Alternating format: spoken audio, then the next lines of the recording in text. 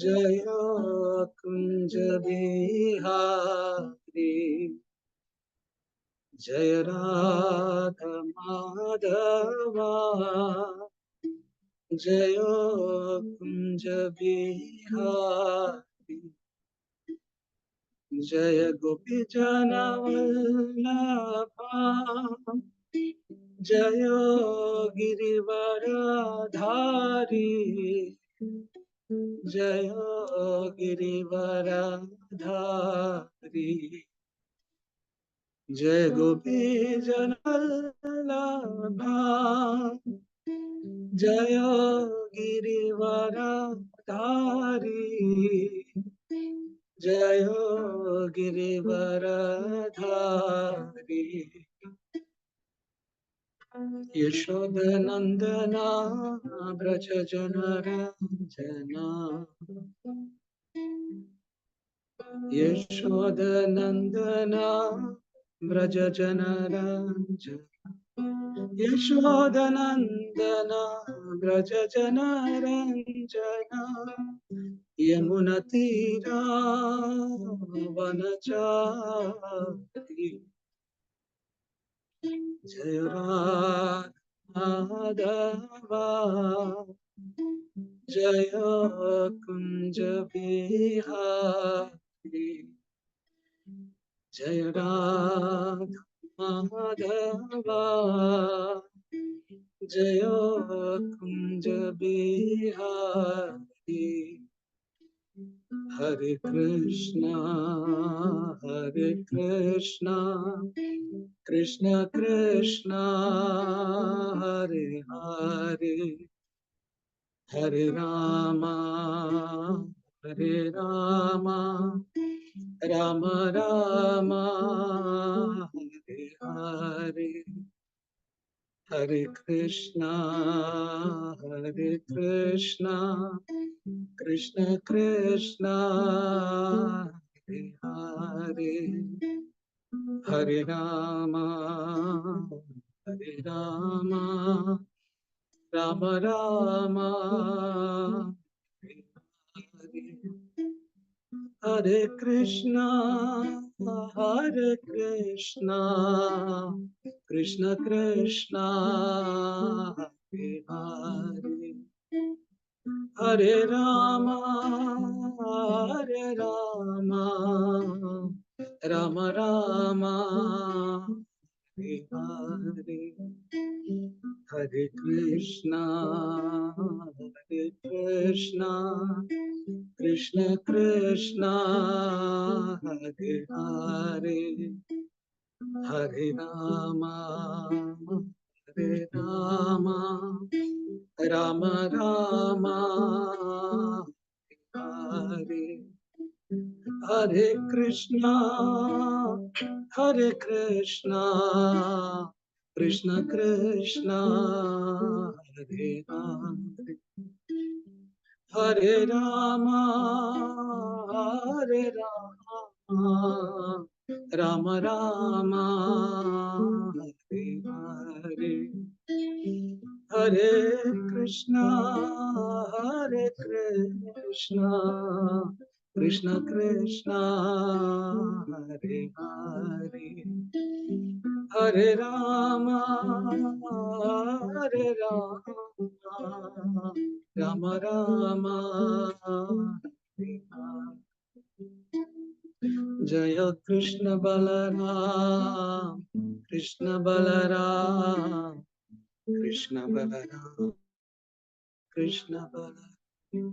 जय कृष्ण बलराम कृष्ण बलराम जय कृष्ण बलराम जय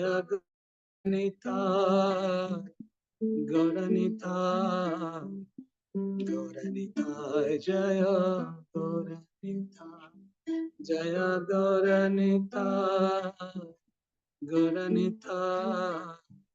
गौरनिताय जय जय पंचतत्व जय पंचतत्व जय Panchatattva Jaya Panchatattva Panchatattva Panchatattva Jaya Panchatattva Jaya Jaya Prabhupada Prabhupada Prabhupada Jaya Jaya Prabhupada Jaya Jaya Prabhupada Prabhupada Prabhupada Jaya Jaya Prabhupada Jaya Jaya Gurudev Gurudev Gurudev Jaya Jaya Gurudev Jaya Jaya Gurudev Gurudev Jaya Jaya Gurudev Jaya Jaya Gurudev Gurudev Gurudev Jaya Jaya Gurudev Jaya Jaya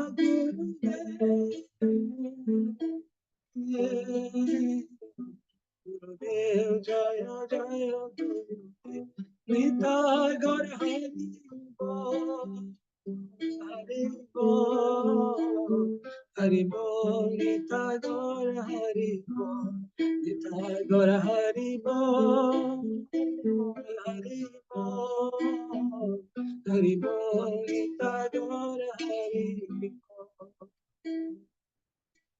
जय श्री श्री कृष्ण बलराम की श्री श्री निताय गौर सुंदर भगवान की जगत गुरु शील प्रभुपाद की श्रील गुरुदेव की युग धर्म हरिनाम संकीर्तन यज्ञ की हरे कृष्ण महामंत्र की सामवेद गौर भक्तवृंद की निताय गौर प्रेमानंदे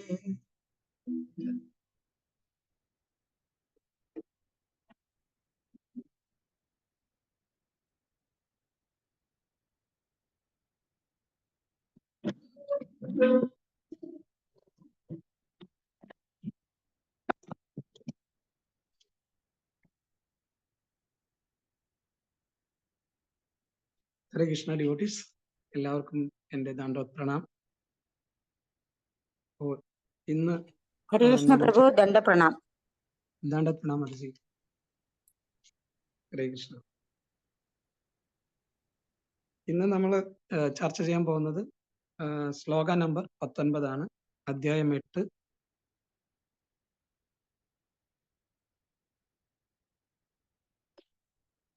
ശ്ലോകം ഞാൻ വായിക്കാം. മായാജവനികാച്ഛന്നം അജ്ഞാതോക്ഷജമവ്യയം ന ലക്ഷ്യസേ മൂഢദൃശ നടോ നാട്യധരോ. കേൾക്കുന്നില്ലേ?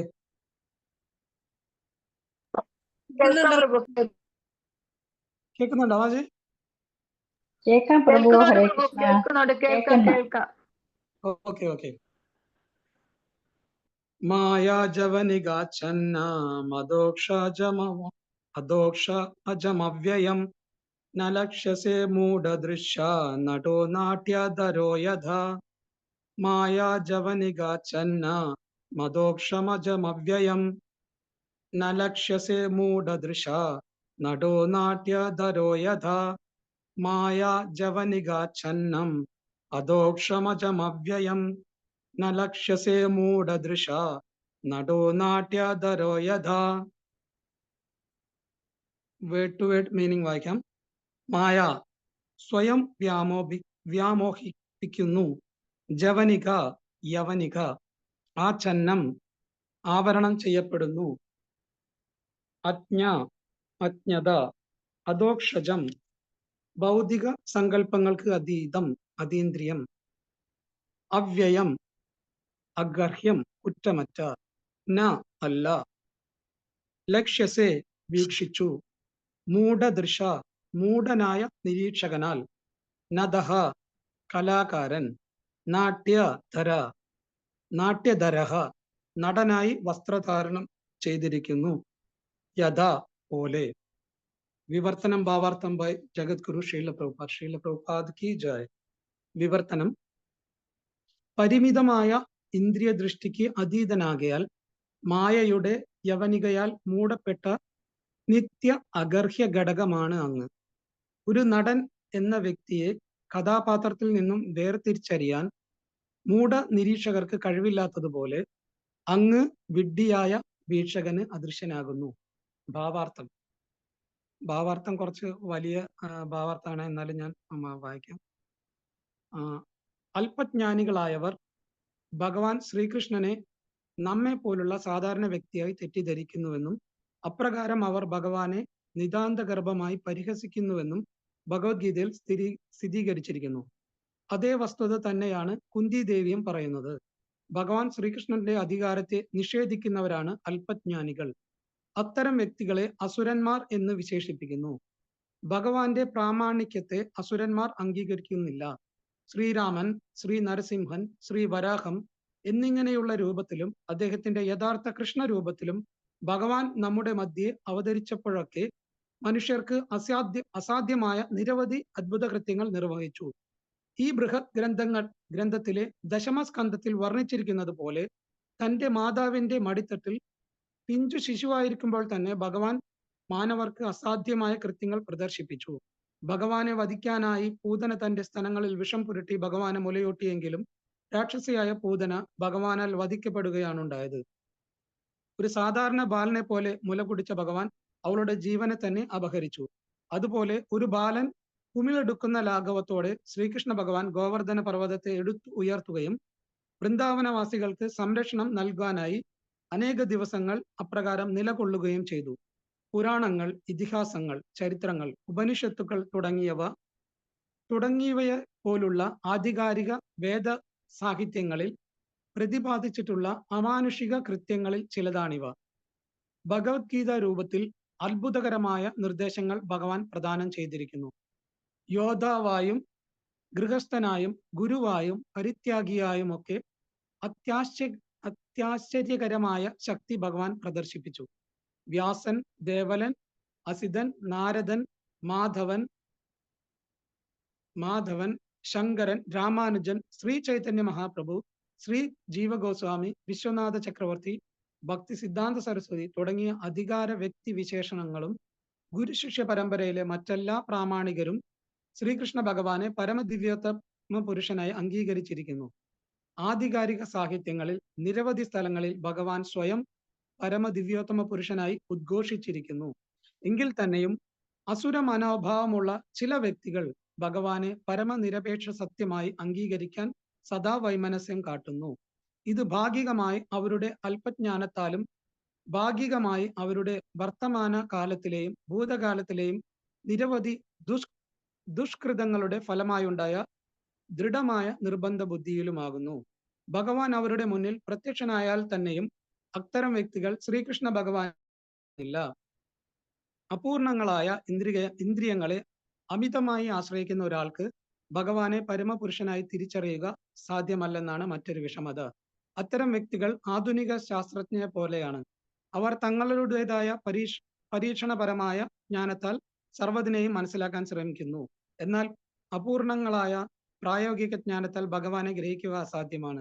ഈ ഗ്രന്ഥത്തിൽ ഭഗവാനെ അധോക്ഷജൻ അഥവാ പ്രായോഗിക ജ്ഞാനത്തിന്റെ പരിധിക്ക് അതീതൻ എന്ന് വിശേഷിപ്പിച്ചിരിക്കുന്നു.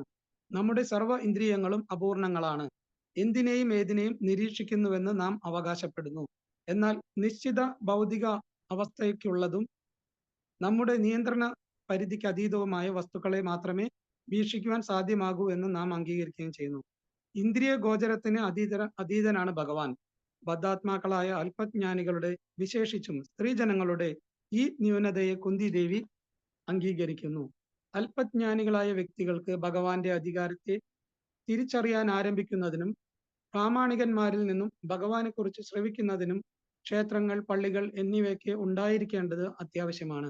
അല്പജ്ഞാനികൾക്ക് ഈ ആത്മീയ ജീവിത ആരംഭം അത്യന്താപേക്ഷിതമാണ്.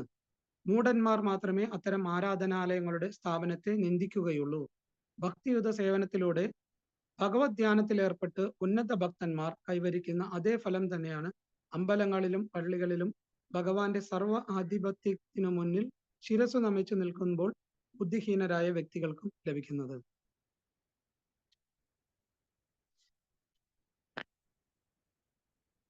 ഓമാഖ്യാനതിമിരാനന്ദസ്യ ജ്ഞാനാഞ്ജനശലാഭ ചക്ഷുരുന്മിളിതമേന തസ്മൈ ശ്രീ ഗുരുവേ നമഃ.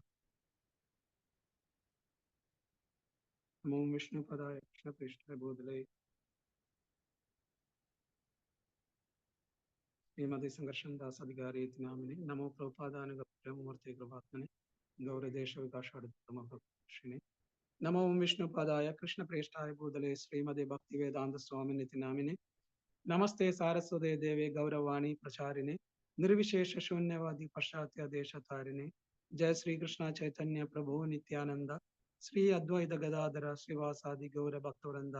ഹരേ കൃഷ്ണ കൃഷ്ണ കൃഷ്ണ ഹരേ ഹരേ ഹരേ രാമ രാമ രാമ ഹരേ ഹരേ. വാഞ്ച കൽപതരുഭ്യശ്ച കൃപാ സിന്ധോഭ്യേവ ച പതിതാനാം പാവനേഭ്യോ വൈഷ്ണവേഭ്യോ നമോ നമഃ. अनंत कोटि वैष्णव वृंद की जय. नामाचार्य श्रील हरिदास ठाकुर की जय. जगत गुरु श्रील प्रभुपाद की जय. श्रील गुरुदेव की जय.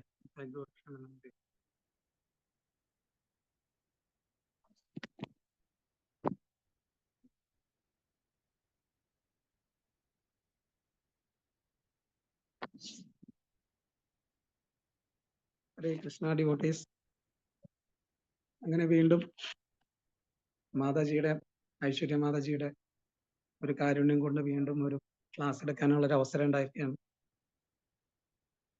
അപ്പൊ ഇന്നത്തെ ഈ ശ്ലോകത്തില് കുന്തി സ്തുതി എന്ന് പറയുന്ന കേൾക്കുന്നില്ലേ മാതാജി? കേൾക്കുന്നുണ്ട്. ഓക്കെ. കുന്തി ദേവിയുടെ പ്രാർത്ഥനകൾ എന്ന് പറയുന്ന ഈ അധ്യായത്തിലെ ഒരു 19ാമത്തെ ശ്ലോകമാണ് നമ്മളിപ്പോൾ വായിച്ചത്. അതിലെ വിവർത്തനം ഇപ്രകാരമാണ് പറയുന്നത്: പരിമിതമായ ഇന്ദ്രിയ ദൃഷ്ടിക്ക് അതീതനാകയാൽ മായയുടെ യവനികയാൽ മൂടപ്പെട്ട നിത്യ അഗർഹ്യ ഘടകമാണ് അങ്ങ്. ഒരു നടൻ എന്ന വ്യക്തിയെ കഥാപാത്രത്തിൽ നിന്നും വേർതിരിച്ചറിയാൻ മൂഢ നിരീക്ഷകർക്ക് കഴിവില്ലാത്തതുപോലെ അങ്ങ് വിഡ്ഢിയായ വീക്ഷകന് അദൃശ്യനാകുന്നു. അപ്പോൾ ഈ ശ്ലോകത്തിൽ കുന്തിദേവി പറയുന്നത്, എപ്രകാരമാണോ ഒരു നടൻ ഒരു നാടകത്തിലോ മറ്റോ അഭിനയിക്കുന്ന ഒരു നടൻ എപ്രകാരമാണോ ആ നടന്റെ അസ്തിത്വത്തെ, ആ നടൻ ഒരു വ്യക്തിയാണ്, പക്ഷെ ആ നടൻ ആ നാടകത്തിൽ അഭിനയിക്കുന്ന സമയത്ത് വേറൊരു വ്യക്തിത്വമായിട്ടാണ് അഭിനയിക്കുന്നത്. അപ്പൊ ചില ആളുകൾ അത് മനസ്സിലാക്കാതെ അയാൾ ഇന്ന ആളാണ് എന്ന് മനസ്സിലാക്കാതെ ആ നാടകത്തിലുള്ള ആ വ്യക്തിയായിട്ട് തന്നെ കാണുന്നു. അപ്പൊ എപ്രകാരമാണോ അതുപോലെ ഒരു മൂഢ നിരീക്ഷകർക്ക് എപ്രകാരമാണോ ഒരു നടൻ എന്ന വ്യക്തിയെ കഥാപാത്രത്തിൽ നിന്നും വേർതിരിച്ചറിയാൻ കഴിവില്ലാത്തത്, അങ്ങനെ വിഡ്ഢിയായ വീക്ഷകന് അദ്ദേഹം അദൃശ്യനാകുന്നു എന്ന് പറയുന്നു. അപ്പോ ഇതിൽ ആദ്യം പറയുന്നു, പരിമിതമായ ഇന്ദ്രിയ ദൃഷ്ടിക്ക് അതീതനാകയാൽ മായയുടെ യവനികയാൽ മൂടപ്പെട്ട. പരിമിതമായ ഇന്ദ്രിയ ദൃഷ്ടി എന്ന് പറയുന്നു, കുന്തിദേവി പറയുന്നു. അതായത് ഓരോ ജീവാത്മാവിന്റെയും ഭൗതിക ലോകത്തിൽ ഭൗതിക ശരീരത്തിലുള്ള ഓരോ ജീവാത്മാക്കളെയും കുറിച്ചാണ് കുന്തിദേവിയുടെ പറയുന്നത്. അവരുടെ ഇന്ദ്രിയ ദൃഷ്ടി പരിമിതമാണ്, ഇന്ദ്രിയങ്ങൾ പരിമിതമാണ്. പരിമിതമായ ഇന്ദ്രിയ ദൃഷ്ടിക്ക് അതീതനാകയാൽ, അതായത് ഈ ഭൗതികമായ ഇന്ദ്രിയ ദൃഷ്ടിക്കും ഉപരിയായ വ്യക്തിയായതുകൊണ്ട്, കൂടാതെ മായയുടെ യവനികയാൽ മൂടപ്പെട്ട, മായയുടെ യവനിക കൊണ്ട് മൂടുകയും ചെയ്ത ഘടകമാണ് അങ്ങെന്ന് കുന്തിദേവിയോട് പറയുന്നു. അങ്ങനെയുള്ള ഒരു അവസ്ഥയിൽ ഒരു ജീവാത്മാവിനെ എപ്രകാരമാണ് ഭഗവാനെ ദർശിക്കാൻ കഴിയുക എന്നാണ് ഇവിടെ പറയുന്നത്. കാരണം ഓൾറെഡി ഇന്ദ്രിയങ്ങൾ അപരിമിതമാണെന്ന് പറയുന്നു. അതായത് ഇന്ദ്രിയങ്ങൾക്ക് ഒരുപാട് പരിമിതിയുണ്ട്, നമുക്ക് എല്ലാവർക്കും അറിയാം. കാഴ്ചയ്ക്കാണെങ്കിലും കേൾവിക്കാണെങ്കിലും നമ്മുടെ സ്പർശനത്തിനും മണം പിടിക്കാനുള്ള കഴിവിനെല്ലാം പരിമിതിയുണ്ട്. ആ പരിമിതിക്കും അപ്പുറത്താണ് ഭഗവാൻ. ആ ഭഗവാനെ കൂടാതെ മായയുടെ കർട്ടൻ, യവനിക, മായയുടെ യവനിക കൊണ്ടും മൂടപ്പെട്ടിരിക്കുന്നു. അപ്രകാരത്തിൽ നമ്മളിൽ നിന്ന് മറഞ്ഞു നിൽക്കുന്ന, അല്ലെങ്കിൽ നമ്മൾക്ക് കാണാൻ പറ്റാത്ത ആ ഭഗവാനെ എപ്രകാരം നമുക്ക് കാണാൻ സാധിക്കും? അപ്പോൾ ഇതാണ് ഈ ശ്ലോകത്തിൽ ഇതാണ് പറഞ്ഞിരിക്കുന്നത്. ഭാവാർത്ഥത്തിൽ ശ്രീല പ്രഭുപാദ് ഒരുപാട് വിഷയങ്ങൾ ഇതിനെക്കുറിച്ച് പറഞ്ഞിട്ടുണ്ട്. നമ്മൾ വായിച്ചു, അത് വളരെ വലിയൊരു ഭാവാർത്ഥമാണ് ഇതിനകത്ത് കൊടുത്തിരിക്കുന്നത്. അപ്പൊ അതിനർത്ഥം ആ ഭാവാർത്ഥം അത്രയും ഈ ശ്ലോകം അത്രയും പ്രാധാന്യം ഉള്ളത് കൊണ്ടായിരിക്കണം ശ്രീല പ്രഭുപാദ് അത്രയും ഭാവാർത്ഥത്തിൽ വളരെ ഡീറ്റെയിൽ ആയിട്ട് കൊടുത്തിരിക്കുന്നത്. അത് ശരിയായ രീതിയിൽ മനസ്സിലാക്കാൻ വേണ്ടിയിട്ടാണ് ശ്രീല പ്രഭുപാദ് അത്രയും കൂടുതൽ ഡീറ്റെയിൽസ് ഈ ഭാവാർത്ഥത്തിൽ നമുക്ക് തന്നിരിക്കുന്നത്. ഇതിൽ പറയുന്നു, ഈ ഭാവാർത്ഥത്തിൽ പറയുന്നു, ഭഗവാൻ ശ്രീകൃഷ്ണൻ നമ്മുടെ മധ്യ അവതരിച്ചപ്പോഴൊക്കെ മനുഷ്യർക്ക് അസാധ്യമായ നിരവധി അത്ഭുത കൃത്യങ്ങൾ നിർവഹിച്ചു. ഈ ബൃഹത് ഗ്രന്ഥത്തിലെ ദശമസ്കന്ധത്തിൽ വർണ്ണിച്ചിരിക്കുന്നത് പോലെ തന്റെ മാതാവിന്റെ മടിത്തട്ടിൽ പിഞ്ചു ശിശുവായിരിക്കുമ്പോൾ തന്നെ ഭഗവാൻ മാനവർക്ക് അസാധ്യമായ കൃത്യങ്ങൾ പ്രദർശിപ്പിച്ചു. അങ്ങനെ ഭഗവാന്റെ ലീലകളെ കുറിച്ച് ചെറിയ കുട്ടിയായിരിക്കുമ്പോൾ തന്നെ ഭഗവാൻ ചെയ്തിരിക്കുന്ന അതീന്ദ്രിയമായ ലീലകളെ കുറിച്ച് ഇവിടെ ശ്രീല പ്രഭുപാദ് പറഞ്ഞിരിക്കുന്നു. അപ്പോൾ ഒരു ചെറിയ കുട്ടിയായിരിക്കുമ്പോൾ തന്നെ നമുക്കെല്ലാവർക്കും അറിയാം, ഭഗവാൻ മണ്ണ് തിന്ന ഒരു ലീല ഉണ്ടായിരുന്നു. ആ മണ്ണ് തിന്നതിന് ശേഷം ഭഗവാൻ യശോദാമ്മ വന്ന് ഭഗവാന്റെ വായിലേക്ക് നോക്കുമ്പോൾ, ഭഗവാൻ വായ തുറന്ന് കാണിച്ചു കൊടുക്കുമ്പോൾ സകല ലോകങ്ങളും യശോദാമ്മയ്ക്ക് കൊച്ചു വായ്ക്കുള്ളിൽ, ഭഗവാന്റെ വായ്ക്കുള്ളിൽ ദർശിക്കാൻ കഴിഞ്ഞു. ആ സമയത്ത് യഥാർത്ഥത്തിൽ ഭഗവാന് മനസ്സിലായി, യശോദമാത ഇങ്ങനെ ഭഗവാൻ തന്റെ മകൻ ചെറിയൊരു സാധാരണ ഒരു വ്യക്തിയല്ല, ഇദ്ദേഹം പരമദിവ്യോത്തമ പുരുഷനാണെന്ന് മനസ്സിലായി എന്നൊരു ഘട്ടം വന്ന സമയത്ത് വീണ്ടും യോഗമായ കൊണ്ട് അദ്ദേഹം യശോദമാതയുടെ ആ ഒരു ഓർമ്മയെ മറക്കുകയാണ്. കാരണം ഭഗവാന് അങ്ങനെ ഒരു ഭക്തിയോട് കൂടിയിട്ടുള്ള ഒരു ഒരു സേവനമല്ല അവര് ഭഗവാൻ മാതയിൽ നിന്ന് ആഗ്രഹിക്കുന്നത്. കാരണം ഭഗവാന് ആ മാതൃവാത്സല്യം വീണ്ടും ലഭിക്കാൻ വേണ്ടിയിട്ടാണ് ഭഗവാൻ വീണ്ടും ആ ദൃശ്യം ആ കുറച്ച് സമയത്തേക്ക് കാണിച്ചിട്ട് വീണ്ടും യോഗമായ കൊണ്ട് അത് മറയ്ക്കാനുണ്ടായ കാരണം. അപ്പോൾ മായയുടെ ഒരു യവനികയാൽ മൂടപ്പെട്ട ഒരു ഘടകമാണ് അങ്ങ് എന്ന് ഇതിൽ കുന്തിമാത പറയുന്നു. അപ്പോൾ സാധാരണ വ്യക്തികൾക്ക് ആ മായയെ തരണം ചെയ്യാൻ വളരെ പ്രയാസമാണ്. അത് ഭഗവത്ഗീതയിൽ ഭഗവാൻ തന്നെ പറയുന്നുണ്ട്. ആ ശ്ലോകം എനിക്ക് ഓർമ്മ വരുന്നില്ല. ആയാതാം തരന്തിത്. സാധാരണ വ്യക്തികൾക്ക് മായയുടെ ഗുണമായ മമ മായ ദുരത്തയ മായാമേധാം.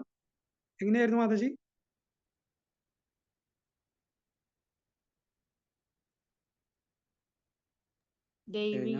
ഗുണമായി മമമായ ദുരത്യയ മാമേവ യേ പ്രപദ്യന്തെ മായാമേധാം തരന്തിത്.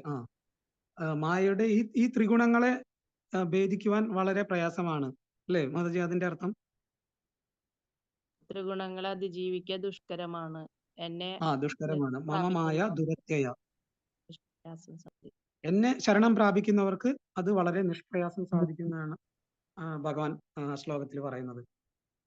അപ്പോ എപ്രകാരമാണ് നമുക്ക് ഈ മായയുടെ ഈ കർട്ടനെ ഭേദിക്കാൻ കഴിയുക എന്ന് നമുക്ക് നോക്കാം.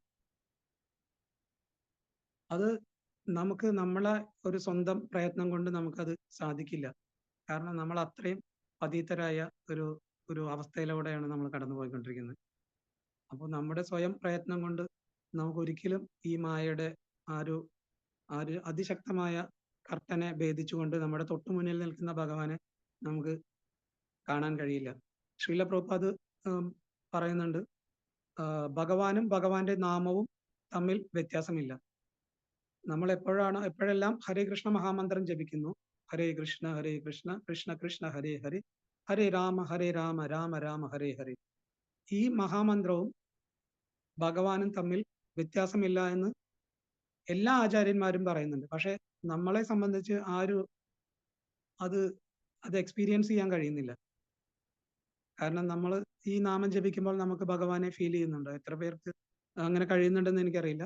എനിക്ക് പേഴ്സണലി ഞാൻ പറയുന്നു, എനിക്ക് ആ ഒരു റിയലൈസേഷൻ ആയിട്ടില്ല ഭഗവാനും ഭഗവാന്റെ നാമവും തമ്മിൽ വ്യത്യാസമില്ല എന്ന് ശാസ്ത്രത്തിൽ നിന്ന് മനസ്സിലാക്കിയിട്ടുണ്ടെങ്കിലും സ്വന്തം എക്സ്പീരിയൻസിൽ നിന്ന് മനസ്സിലാക്കാനുള്ള ഒരു കഴിവ് നമുക്കായിട്ടില്ല, അല്ല എനിക്കായിട്ടില്ല.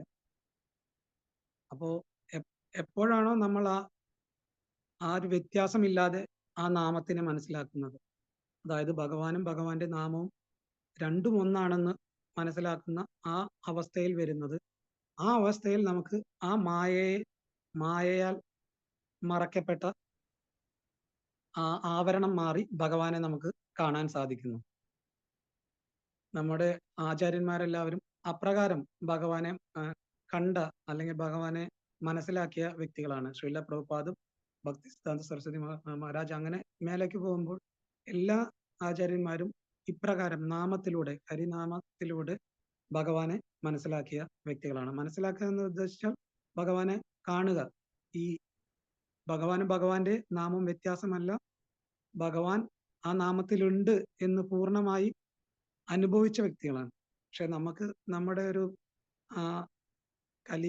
കൽമഷം, നമ്മുടെ മനസ്സും അത്രമാത്രം കാമക്രോധ മത മാത്സര്യ അഹങ്കാരങ്ങൾ കൊണ്ട് നിറഞ്ഞിരിക്കുന്നത് കൊണ്ട് നമുക്ക് ആ കർട്ടൻ മാറ്റി ഭഗവാനെ മനസ്സിലാക്കാനോ ഭഗവാനെ കാണാനോ നമുക്ക് കഴിയുന്നില്ല. അപ്പോ എങ്ങനെയാണ് ആ കർട്ടൻ നമുക്ക് മാറ്റാൻ കഴിയുന്നത്, അല്ലെങ്കിൽ ആ അജ്ഞാനമാകുന്ന തിമിരം മാറ്റാൻ സാധിക്കുന്നത് എന്ന് നമുക്ക് എല്ലാവർക്കും അറിയാം. അത് ഒരു ഗുരുവിനെ സ്വീകരിക്കുന്നതിലൂടെയും ഗുരുവിന്റെ ആജ്ഞകൾ പാലിക്കുന്നതിലൂടെയും ഗുരുവിന്റെ വാക്കുകൾ കേൾക്കുന്നതിലൂടെയും മാത്രം നമുക്ക് സാധ്യമാകുന്ന ഒന്നാണ് ഈ ഭഗവാനും ഭഗവാന്റെ നാമവും വ്യത്യാസമല്ല എന്നുള്ള റിയൽ ആയിട്ടുള്ള ജ്ഞാനം നമുക്ക് മനസ്സിലാക്കാൻ സാധിക്കുകയുള്ളൂ. അപ്പോൾ നമ്മൾ എപ്പോഴും പ്രാർത്ഥിക്കുന്നത് പോലെ ഓം അജ്ഞാന തിമിരാന്തസ്യ ജ്ഞാനാഞ്ജന ശലാഖയ ചക്ഷുരുന്മിലിതം യേന തസ്മൈ ശ്രീ ഗുരുവേ നമഃ.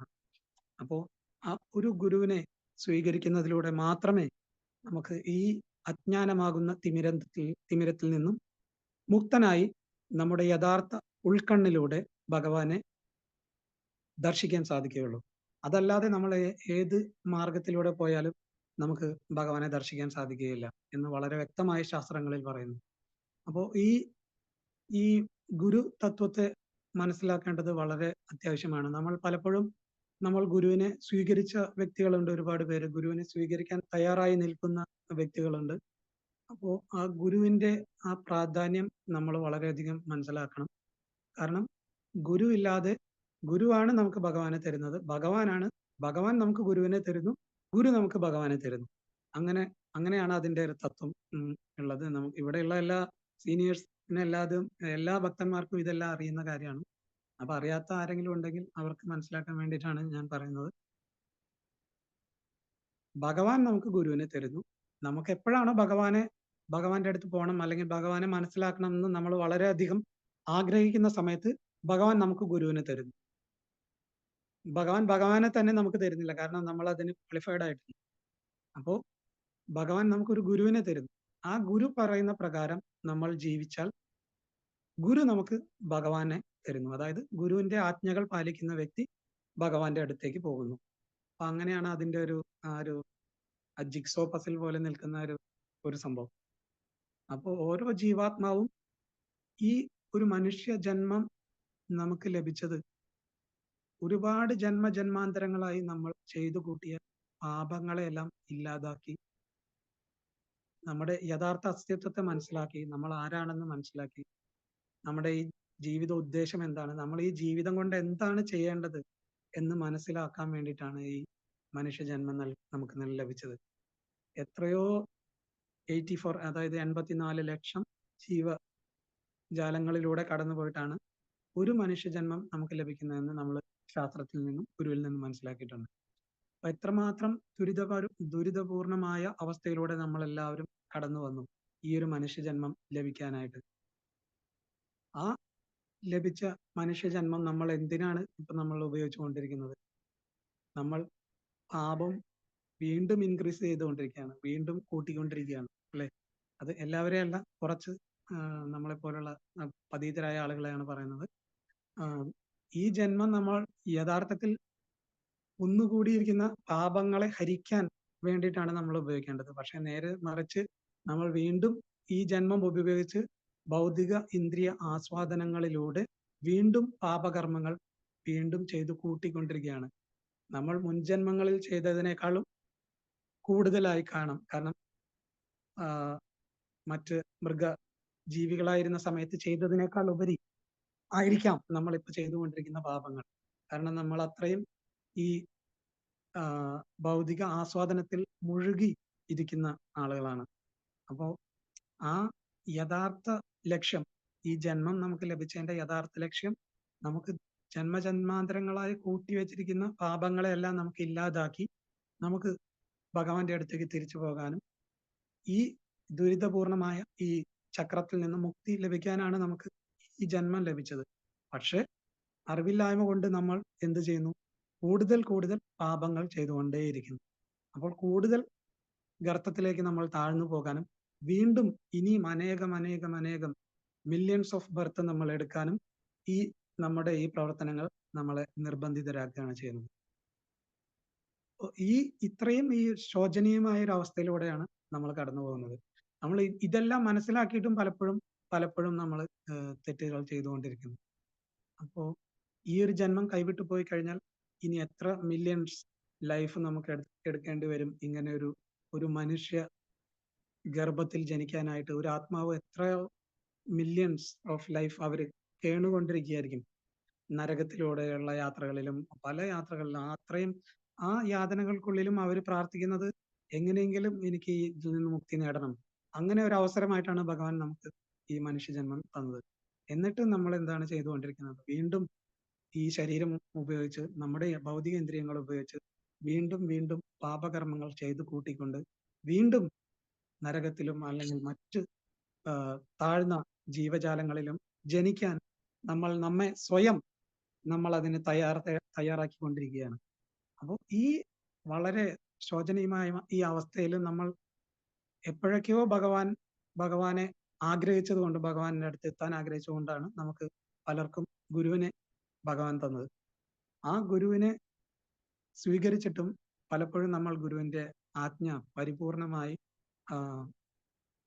പാലിക്കാതെ നമ്മൾ നമ്മുടേതായ ചില വിട്ടുവീഴ്ചകൾ ഉണ്ടാക്കി സ്വയം പല പഴുതുകൾ കണ്ടെത്തിയും എന്തു പറയാം, ആ പരിപൂർണമായ ആ ആജ്ഞ ശരിയായി പാലിക്കാതെ നമ്മൾ ഈ ജീവിതം വ്യർത്ഥമാക്കാൻ പോകുകയാണ് എന്നാണ് എനിക്ക് തോന്നുന്നത്. ഞാൻ എൻ്റെ ഒരു അനുഭവങ്ങൾ കൊണ്ടാണ് ഞാൻ പറയുന്നത്. ഇങ്ങനെയുള്ള ഓരോ ക്ലാസ്സുകൾ എടുക്കുന്ന സമയത്താണ് കൂടുതൽ നമ്മൾ അതിനെക്കുറിച്ച് ആലോചിക്കുന്നതും ഗുരുവിന്റെ ആ കാരുണ്യത്തെ നമ്മൾ മനസ്സിലാക്കാൻ ശ്രമിക്കുന്നത്. എത്രമാത്രം കാരുണ്യം കൊണ്ടായിരിക്കണം ഗുരു നമുക്ക് നമ്മുടെ സകല പാപങ്ങളും ഏറ്റെടുത്തുകൊണ്ട് നമുക്ക് പുതിയൊരു ജന്മം തരുന്നത്. ആ അത്രയും മഹാത്യാഗം നമുക്ക് വേണ്ടി വേറെ ആരും ചെയ്യുന്നുണ്ടാവില്ല. പക്ഷെ ആ ത്യാഗത്തിനെ നമ്മൾ വളരെ നിസ്സാരമായിട്ടാണ് നമ്മളിൽ പലരും കാണുന്നത്. ഗുരുവിന്റെ ആജ്ഞ ശരിയായി പാലിക്കാതെ നമ്മൾ എന്തൊക്കെയോ ചെയ്ത് ഭക്തിയിൽ ഇങ്ങനെ ഭക്തനും ആണോ എന്ന് ചോദിച്ചാൽ ഭക്തനല്ല, എന്ന കർമ്മിയാണോ എന്ന് ചോദിച്ചാൽ കർമ്മിയല്ലാത്തൊരു രീതിയിൽ കൂടി പോയിക്കൊണ്ടിരിക്കുന്ന ഒരു അവസ്ഥ. പക്ഷെ ആ അവസ്ഥയിൽ നിന്നെല്ലാം മുക്തി നേടണമെങ്കിൽ നമ്മൾ നിർബന്ധമായി ചെയ്തുകൊണ്ടിരിക്കേണ്ട കാര്യം ഗുരുവിൽ നിന്ന് കേൾക്കുക എന്നുള്ളതാണ്. ആരാണോ ഗുരുവിൽ നിന്ന് കേൾക്കാത്തത് അവർക്ക് ഒരിക്കലും ഗുരുവിന്റെ ആ മൂഡ് എന്താണ്, ഗുരു ഉദ്ദേശിക്കുന്നത്, എപ്രകാരമാണ് ഗുരു നമ്മളെ ഈ ഭൗതിക ലോകത്തിൽ നിന്നും ഉയർത്താൻ ശ്രമിക്കുന്നത് എന്ന് നമുക്ക് ഒരിക്കലും മനസ്സിലാകുകയില്ല. വെറുതെ ഗുരുവിനെ സ്വീകരിച്ചത് കൊണ്ട് മാത്രം നമുക്ക് ഒരു പുരോഗതി ഉണ്ടാവില്ല. തിരിച്ച് ഗുരുവിൽ നിന്ന് നിരന്തരം കേട്ടുകൊണ്ടേയിരിക്കണം. എങ്കിൽ മാത്രമേ നമുക്ക് ഗുരു എന്താണ് പറയുന്നത്, ഗുരു എപ്രകാരമാണ് നമ്മളെ ഈ ഭവസാഗരത്തിൽ നിന്നും നമ്മളെ രക്ഷിക്കാൻ ആ ബോട്ടും കൊണ്ടുവരുന്നത്, എപ്രകാരമാണ് നമ്മൾ ഗുരുവിന്റെ കൈ പിടിച്ച് നമ്മൾ ഭഗവത് ധാമത്തിലേക്ക് തിരിച്ചു പോകേണ്ടത് എന്ന് എങ്ങനെയാണ് നമുക്ക് മനസ്സിലാക്കാൻ സാധിക്കുക? എപ്പോഴും വാക്യങ്ങൾ, ഗുരുവിന്റെ വാചകം നമ്മൾ കേട്ടാലും ഗുരുവിന്റെ ആജ്ഞകൾ നമ്മുടെ ലൈഫ് ആൻഡ് സോളായി എടുത്തുകൊണ്ട് അത് 100% സത്യസന്ധമായി പ്രവർത്തിക്കുമ്പോൾ മാത്രമേ നമുക്ക് ആ പരിപൂർണമായ ലക്ഷ്യത്തിലേക്ക് എത്തുവാൻ സാധിക്കുകയുള്ളൂ. അപ്പോൾ അത്രയും പ്രാധാന്യമുള്ള ഒരു റോളാണ് ഗുരു വഹിക്കുന്നത് നമ്മുടെ ജീവിതത്തിൽ, ഓരോ ജീവാത്മാക്കളുടെയും ജീവിതത്തിൽ. അപ്പോൾ പലപ്പോഴും ആ ഒരു പ്രാധാന്യം നമ്മൾ വിട്ടുപോകുന്നു. ഗുരുവിനെ പലപ്പോഴും നമ്മൾ അത്രയും ആ ഭഗവാന് തുല്യമായ സ്ഥാനത്തിലാണ് ഗുരു ഇരിക്കുന്നത്. പലപ്പോഴും ആ ഒരു നമ്മൾ പുറമേ നമ്മൾ അത് പറയുമെങ്കിലും യഥാർത്ഥത്തിൽ ഗുരുവിന്റെ ആജ്ഞകൾ പാലിക്കുന്നതിലൂടെയാണ് ആ ഗുരുവിനോടുള്ള സത്യസന്ധത നമ്മൾ വെളിവാക്കുന്നത്. അപ്പോൾ നമ്മൾ എത്ര സത്യസന്ധനാണെന്ന് നമ്മൾ സ്വയം ആലോചിക്കുകയാണെങ്കിൽ നമുക്ക് മനസ്സിലാവും, എത്രത്തോളം നമ്മൾ ഗുരുവിന്റെ ആജ്ഞകൾ പാലിക്കുന്നുണ്ട് അത്രത്തോളം നമ്മൾ സത്യസന്ധനാണ്. അത് പാലിക്കാത്തത്തോളം കാലം നമ്മുടെ സത്യസന്ധത അത്രയും ആ അളവിലായിരിക്കും ഇരിക്കുന്നത്. അതൊരു അളവുകോലാണ് നമ്മളെ എത്രമാത്രം സത്യസന്ധരായ ഒരു വ്യക്തിയാണെന്ന് നമ്മൾ മനസ്സിലാക്കുന്നത്. ഈ ഒരു അളവ് വെച്ച് നമുക്ക് മനസ്സിലാക്കാൻ സാധിക്കും. അപ്പൊ പലപ്പോഴും ഒരു വ്യക്തി, ഒരു ജീവാത്മാവ് ഒരു ഗുരുവിനെ സ്വീകരിക്കുന്നു. ഗുരുവിന്റെ ഗുരുവാണി ശ്രവിക്കാതെ പോകുന്നു. പലപ്പോഴും ഗുരുവിനെ സ്വീകരിച്ചു കഴിഞ്ഞാൽ എല്ലാമായി എന്നുള്ള ചിന്ത കൊണ്ട് ഗുരുവിന്റെ ക്ലാസ്സുകൾ കേൾക്കാതിരിക്കുന്നു. ഗുരു എന്താണ് പറയുന്നത് എന്ന് നമ്മൾ പലപ്പോഴും മനസ്സിലാക്കാതെ പോകുന്നു. ഒരു ഉദാഹരണത്തിന് നമ്മൾ ഒരു സ്കൂളിൽ ജോയിൻ ചെയ്തു, അല്ലെങ്കിൽ ഒരു കോഴ്സിന് ജോയിൻ ചെയ്തു. ജസ്റ്റ് ജോയിൻ ചെയ്തത് കൊണ്ട് മാത്രം നമുക്ക് അതിന്റെ ഫൈനൽ എക്സാം പാസ്സാവാൻ പറ്റില്ല. കാരണം ആ ടീച്ചേഴ്സ് പറയുന്നത് കേട്ട് ഹോംവർക്ക് ചെയ്ത് നമ്മൾ പഠിച്ചാൽ മാത്രമേ നമുക്ക് ആ എക്സാം പാസ് ഔട്ട് ആവാൻ സാധിക്കുകയുള്ളൂ. അപ്പൊ എന്നതുപോലെ നമ്മൾ ജസ്റ്റ് ഒരു ഇസ്കോണിൽ വന്നു, ഇസ്കോൺ എന്ന് പറയുന്ന ഈ യൂണിവേഴ്സിറ്റിക്കകത്ത് വന്നു, നമ്മളൊരു ഗുരുവിനെ സ്വീകരിച്ചു, ആ ക്ലാസ്സിൽ ജോയിൻ ചെയ്തുകൊണ്ട് മാത്രം നമുക്ക് നമ്മുടെ ഫൈനൽ എക്സാം പാസ്സാവാനും സർട്ടിഫിക്കറ്റ് കിട്ടുകയില്ല. കാരണം എല്ലാ ക്ലാസ്സുകളിലും ഇരുന്ന് ടീച്ചർ പറയുന്നത് കേട്ട് ടീച്ചർ പറയുന്ന ഹോംവർക്കുകൾ കൃത്യമായി ചെയ്ത് പഠിച്ചാൽ മാത്രമേ നമുക്ക് ഫൈനൽ എക്സാമിൽ നമുക്ക് പാസ് ഔട്ട് ആവാൻ പറ്റുള്ളൂ. എന്നതുപോലെ ഗുരുവിന്റെ ക്ലാസ്സുകൾ കേൾക്കുക, അതായത് ഗുരുവിന്റെ വാണി ശ്രവിക്കുക എന്നുള്ളത് ഏറ്റവും ഇമ്പോർട്ടൻ്റ് ആയിട്ടുള്ള കാര്യമാണ്. അപ്പൊ അത് നമ്മൾ കേൾക്കാത്തടത്തോളം കാലം നമുക്ക് ഒരിക്കലും ആ ഗുരുവിനെ മനസ്സിലാക്കാൻ സാധിക്കുകയില്ല. അതുകൂടാതെ ഗുരുവിന് വേണ്ട സേവനങ്ങൾ ചെയ്യുക. ഗുരു സംപ്രീതനാവുമ്പോഴാണ്, എപ്പോഴാണോ ഗുരു അദ്ദേഹത്തിന്റെ ശിഷ്യനിൽ അദ്ദേഹത്തിന്റെ സേവനങ്ങൾ കണ്ട് അദ്ദേഹം സംതൃപ്തനാവുന്നത്, അപ്പോഴാണ് നമുക്ക് യഥാർത്ഥത്തിൽ ജ്ഞാനം വെളിവാവുന്നത്. അപ്പോൾ ഗുരുവിന്റെ ഒരു പ്രാധാന്യം നമ്മുടെ ജീവിതത്തിൽ അത്രയും പ്രാധാന്യം ഉണ്ടെന്ന് നമ്മൾ മനസ്സിലാക്കും. അപ്പോൾ മാതാപിതാ ഗുരു ദൈവം എന്ന് നമ്മൾ ചെറുപ്പത്തിൽ തൊട്ടേ കേട്ടു തുടങ്ങുന്ന സംഭവമാണ്.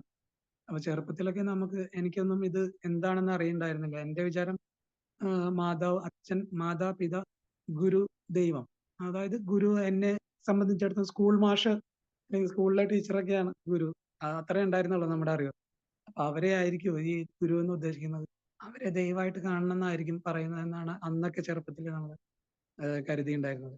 പിന്നീടാണ് യഥാർത്ഥ ഗുരു ആരാണെന്ന് മനസ്സിലായത് ഇസ്കോണിൽ വന്നതിന് ശേഷം, ശ്രീല പ്രഭുപാദിന്റെ പുസ്തകങ്ങൾ വായിച്ചതിന് ശേഷം, നമ്മുടെ ഗുരുവിന്റെ ലെക്ചേഴ്സ് കേൾക്കുന്നതിന് ശേഷമൊക്കെയാണ് നമ്മൾ യഥാർത്ഥ ഗുരു എന്താണ് എന്ന് മനസ്സിലാക്കി. അന്ന് നമ്മൾ സ്കൂളിൽ പഠിച്ചിരുന്ന മാതാപിതാ ഗുരു ദൈവമല്ല, യഥാർത്ഥ ഗുരു ആരാണോ ഭഗവാനെ നമുക്ക് കാണിച്ചു തരുന്നത് അവരാണ് യഥാർത്ഥ ഗുരു.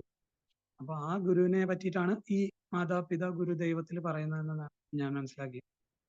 അപ്പോ മാതാവിനെയും പിതാവിനെയും ഈ ഗുരുവിന്റെ തുല്യമായ രീതിയിൽ ആ ശ്ലോകമാണോ അതോ എവിടുന്നാണോ അത് വന്നതെന്ന് എനിക്കറിയില്ല, പക്ഷെ അത്രയും പ്രാധാന്യം മാതാവിനും പിതാവിനും അവിടെ കൊടുത്തിട്ടുണ്ട്. ഗുരുവിന് ഈക്വൽ ആയിട്ട്, അല്ലെങ്കിൽ ഗുരുവിന് മുൻപിലായിട്ടാണ് മാതാവിനെയും പിതാവിനെയും വെച്ചിരിക്കുന്നത്. കാരണം നമ്മൾ ജനിച്ച് വീണ സമയം മുതൽ നമ്മളെ നല്ല കാര്യങ്ങളാണ് അവരെപ്പോഴും പഠിപ്പിച്ചുകൊണ്ടിരിക്കുന്നത്.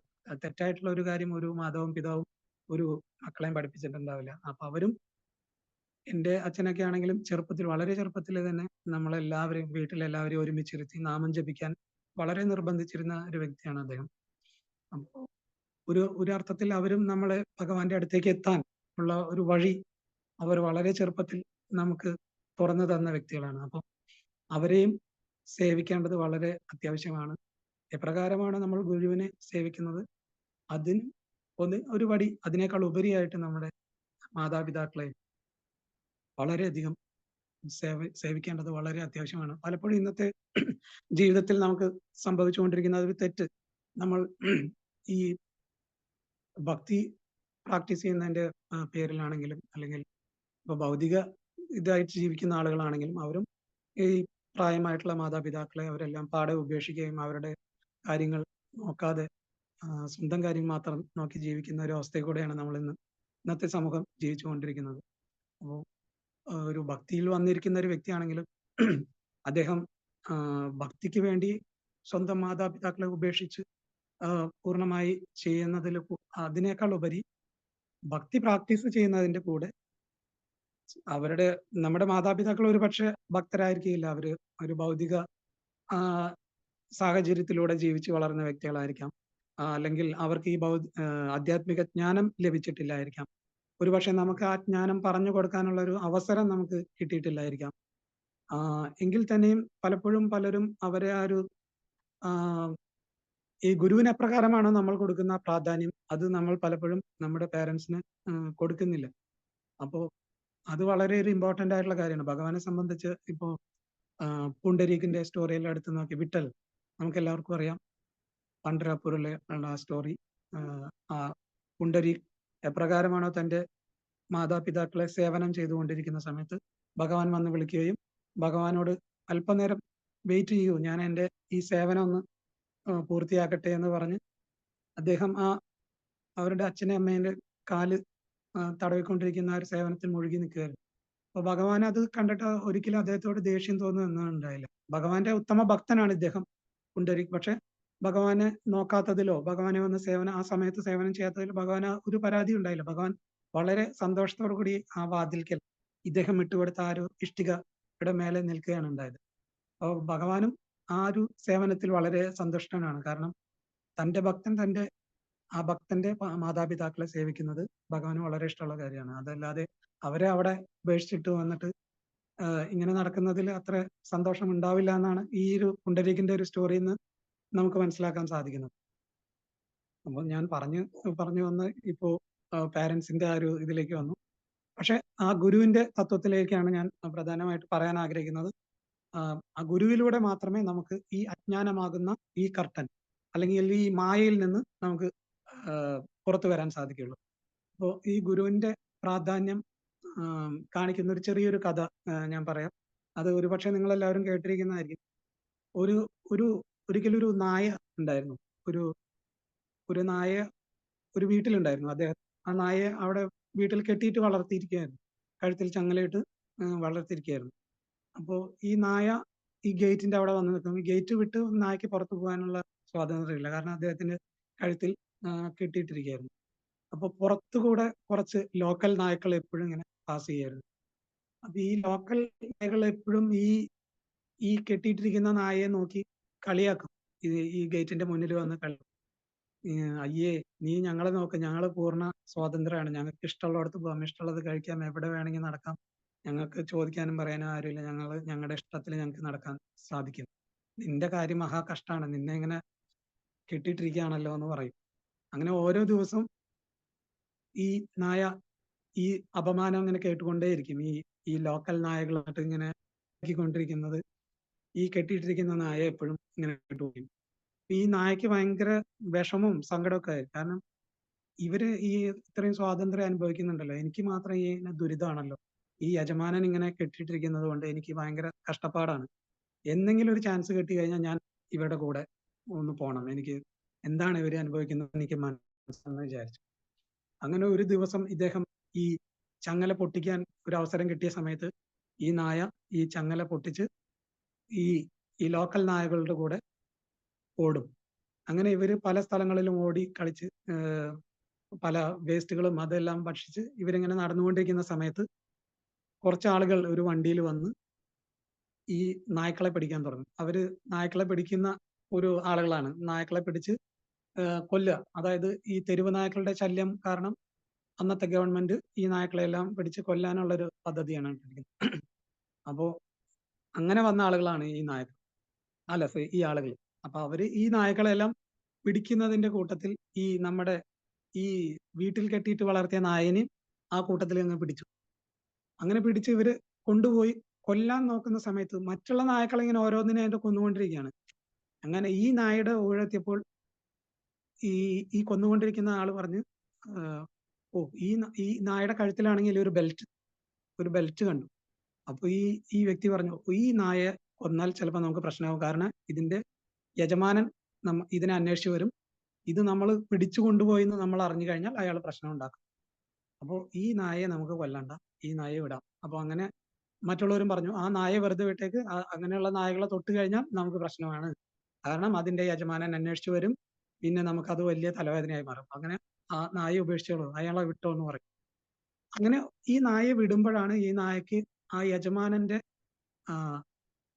ആ പ്രാധാന്യം മനസ്സിലാക്കുന്നത്. എപ്രകാരമാണോ ആ യജമാനന്റെ ആ ഒരു അടയാളം, ഈ നമ്മൾ കഴുത്തിൽ ധരിച്ചിരിക്കുന്ന ഒരു ബെൽറ്റ്, അത് നമ്മളെല്ലാം ഭഗവാന്റെ അല്ലെങ്കിൽ ഗുരുവിന്റെ നായ്ക്കളാണെന്ന് വേണമെങ്കിൽ പറയാം. അപ്പോൾ എപ്രകാരമാണോ ആ ഗുരുവിന്റെ ആ പ്രൊട്ടക്ഷൻ നമുക്കുള്ളത് എന്ന് നമ്മൾ ഇത്തരം സന്ദർഭങ്ങളിൽ വരുമ്പോഴാണ് എപ്രകാരമാണ് ആ നായ മനസ്സിലാക്കിയത് എന്നതുപോലെ നമ്മളും നമ്മുടെ ജീവിതത്തിൽ വരുന്ന കഠിനമായ സന്ദർഭങ്ങളിലൂടെയാണ് പലപ്പോഴും മനസ്സിലാക്കുന്നത്. അപ്പൊ അത്തരം ദുർഘടമായ സന്ദർഭങ്ങളിൽ നിന്ന് മനസ്സിലാക്കാതെ സ്വയം നമ്മൾ അത്തരം ഘട്ടങ്ങളിലേക്ക് വീണു പോകാതെ സ്വയം നമ്മൾ ഈ മനുഷ്യജന്മത്തിന്റെ പ്രാധാന്യം മനസ്സിലാക്കി, ആ ഗുരുവിന്റെയും പ്രാധാന്യം മനസ്സിലാക്കി, നമ്മുടെ മാതാപിതാക്കളുടെയും പ്രാധാന്യം മനസ്സിലാക്കി, അവർക്ക് വേണ്ടുന്ന സേവനങ്ങൾ ചെയ്ത് അവരുടെ സംതൃപ്തി ലഭിക്കുമ്പോഴാണ്, അവരുടെ അനുഗ്രഹം ലഭിക്കുമ്പോഴാണ് നമുക്ക് ഭഗവാനെ നമ്മുടെ മനസ്സിനകത്ത് കാണാൻ സാധിക്കുന്നത്. നമ്മുടെ ഓരോ ഇപ്പോ ആത്മാവിന്റെ ആണെങ്കിലും ഇന്ദ്രിയങ്ങളിലൂടെ നമുക്ക് ഭഗവാനെ ദർശിക്കാൻ സാധിക്കുന്നത്. നമ്മുടെ ഭൗതിക ഇന്ദ്രിയങ്ങൾ വെച്ചുകൊണ്ട് ഒരിക്കലും നമുക്ക് ഭഗവാനെ ദർശിക്കാൻ സാധിക്കുകയില്ല. എപ്പോഴാണോ ഗുരു നമ്മളിൽ സംപ്രീതനാകുന്നത്, നമ്മുടെ പേരൻസ് നമ്മുടെ സേവനങ്ങളിൽ, നമ്മൾ അവരോട് ചെയ്യുന്ന സേവനങ്ങളിൽ അവർ സന്തുഷ്ടരാകുന്നത്, അവർ മനസ്സുകൊണ്ട് നമ്മളെ അനുഗ്രഹിക്കുന്ന സമയത്താണ് ഭഗവാനെ നമുക്ക് നമ്മുടെ ഉള്ളിൽ കാണാൻ സാധിക്കുന്നത് എന്നാണ് ഞാൻ മനസ്സിലാക്കുന്നത്.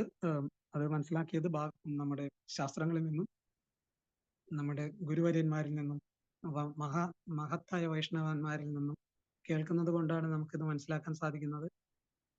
അപ്പോ ഇത്തരം ചെറിയ ചെറിയ കാര്യങ്ങൾ നമ്മൾ പലപ്പോഴും നമ്മുടെ ഈ പേരൻസിന്റെ കാര്യമാണെങ്കിലും നമ്മൾ പലപ്പോഴും അത് വളരെ സില്ലി ആയിട്ട് ചിലപ്പോൾ വിടാറുണ്ട്. പക്ഷെ അതിന്റെ എല്ലാ ഇമ്പോർട്ടൻസ് നമുക്ക് അവരില്ലാതിരിക്കുന്ന ഒരു സമയത്താണ് നമുക്ക് അവരുടെ ഒരു പ്രാധാന്യം മനസ്സിലാക്കുന്നത്. അപ്പോൾ ഗുരുവിന്റെ ആണെങ്കിലും ഗുരു ഉള്ള സമയത്ത് നമുക്ക് ഗുരുവിനെ സേവനം ചെയ്യാം, ഗുരുവിന്റെ ക്ലാസ്സുകൾ കേൾക്കാം, ഗുരുവിന് ആവശ്യമായിട്ടുള്ള ഫിസിക്കലായിട്ടുള്ള സേവനങ്ങൾ ചെയ്യാം. ഗുരു ഇല്ലാത്ത സമയത്താണ് നമുക്ക് ആ ഗുരുവിന്റെ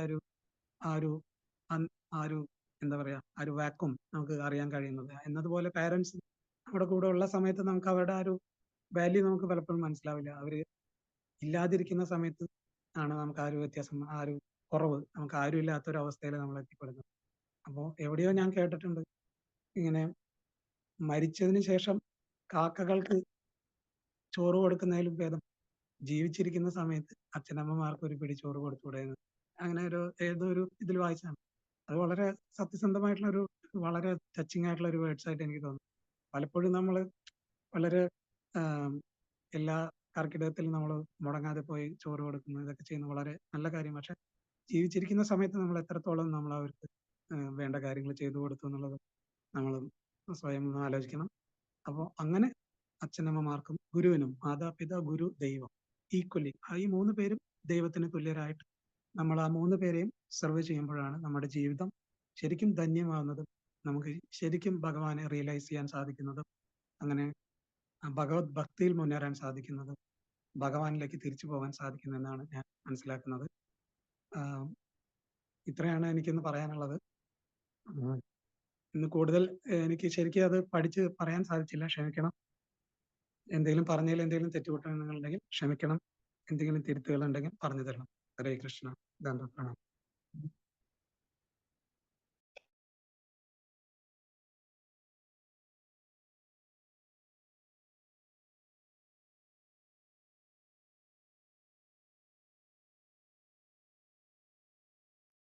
ഹരേ കൃഷ്ണ പ്രഭു, നന്നായിരുന്നു ക്ലാസ് പ്രഭു. പ്രണാം പ്രഭു, thank you so much. Hare Krishna മാതാജി. പ്രണാമം.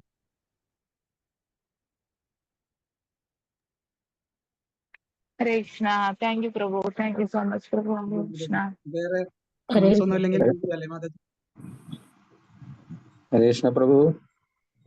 ഹരേ കൃഷ്ണ പ്രഭു. പ്രണാം പ്രഭു. കഥ നന്നായിരുന്നു പ്രഭു. കഥ നന്നായിരുന്നു. ഇഷ്ടപ്പെട്ടു. താങ്ക് യു പ്രഭു.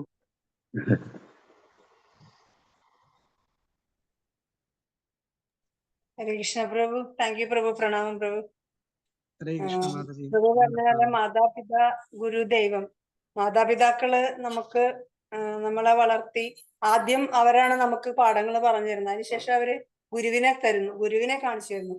ആ ഗുരുവിലൂടെയാണ് നമ്മൾ ഭഗവാനെ അറിയുന്നതും ഭഗവാനെ കിട്ടുന്നതും. അപ്പൊ നമ്മുടെ ആദ്യം ആ ഒരു ഗുരുവാണ്. അപ്പൊ മാതാപിതാക്കളുടെ ഒരു കടമയാണ് നമുക്ക് ഒരു ഗുരുവിനെ, യഥാർത്ഥത്തിലുള്ള ഒരു ഗുരുവിന്റെ അടുത്ത് നമ്മളെ എത്തിക്കുക എന്നുള്ളതും അവരുടെ ഒരു കടമയാണ്.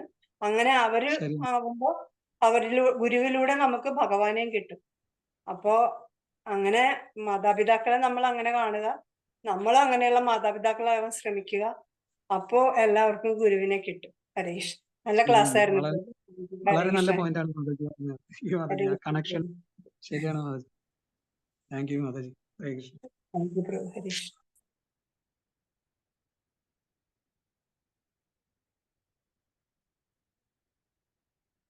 ഐശ്വര്യ മാതാജി. ഹരേ കൃഷ്ണ പ്രഭു.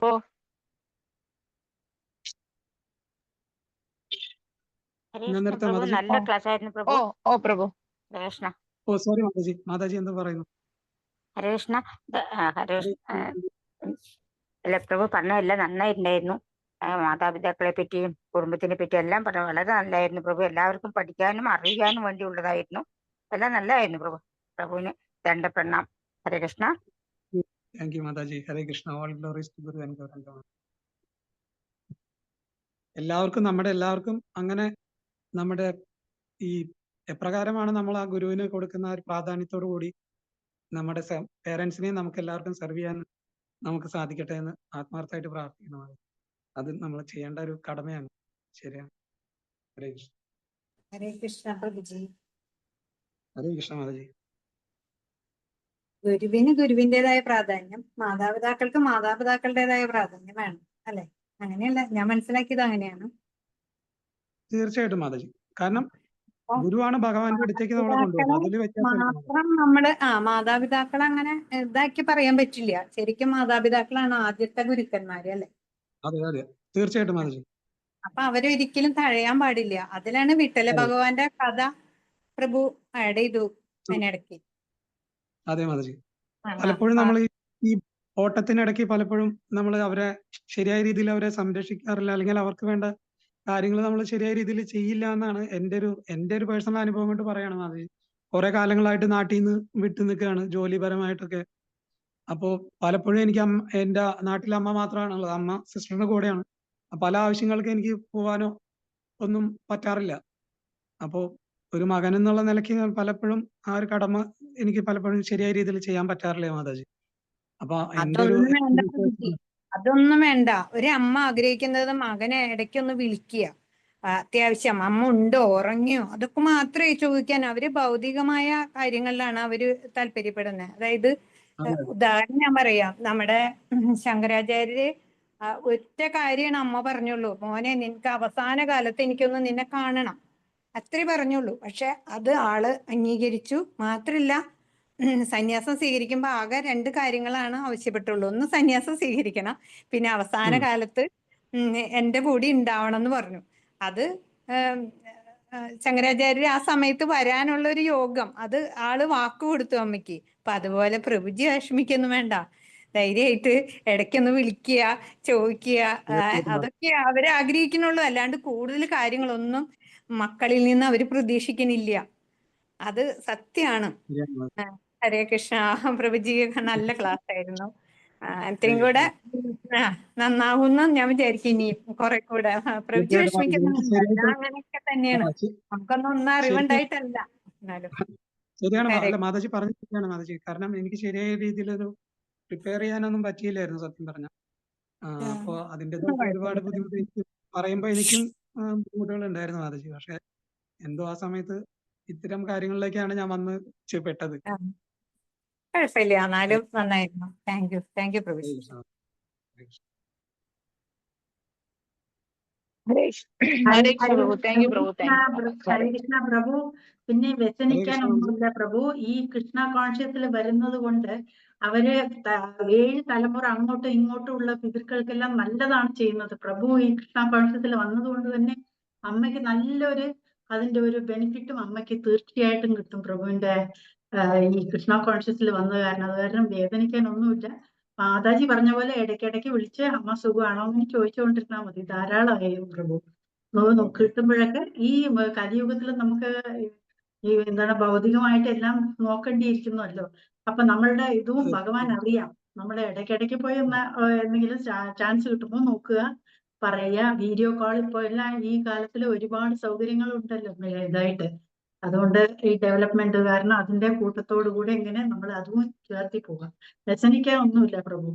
പ്രഭു ചെയ്യുന്ന നല്ലൊരു സർവീസാണ് ഈ കൃഷ്ണ കോൺഷ്യസിൽ വന്ന് ചെയ്യുന്നത്. അതിന്റെ ബെനിഫിറ്റ് തീർച്ചയായിട്ടും നിങ്ങളുടെ എല്ലാ കുടുംബക്കാർക്കും 7 തലമുറയ്ക്കും തന്നെ കിട്ടും. ഹരേ കൃഷ്ണ പ്രഭു. Thank you. Thank you for the blessings, Mataji. Hare Krishna.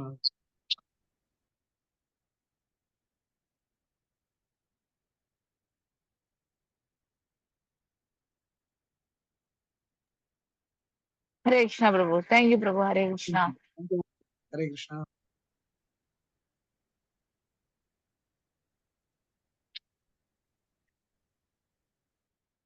Close it, Prabhu.